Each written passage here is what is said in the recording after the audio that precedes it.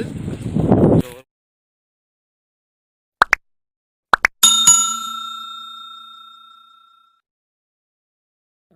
இது வந்து தூக்கணாங்குருவி பார்த்துட்ருக்கோம்.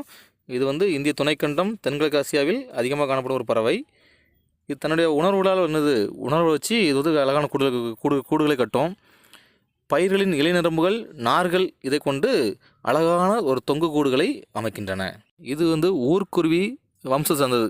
ஏன்னா ஒவ்வொரு வம்சம் சொல்லுவோம்ல, இது வந்து ஊர்க்குருவி வம்சம் சார்ந்ததான். ஏன்னா இது வந்து தலை மார்பு வந்து மஞ்சளாக இருக்குமா, தலைமார்பு மஞ்சள் கலர் இருக்கும்.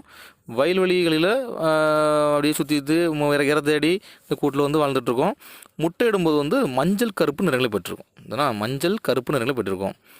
இந்த குருவி வந்து ஒரு 15 சென்டிமீட்டர் மட்டும் வளரும். 15 சென்டிமீட்டர். ஆண் குருவியும் பெண் குருவியும் சேர்ந்து இது கூடு கட்டும். வால் பகுதி சின்னதாக இருக்கும், மேல் பகுதி வந்து தடித்து காணப்படும்.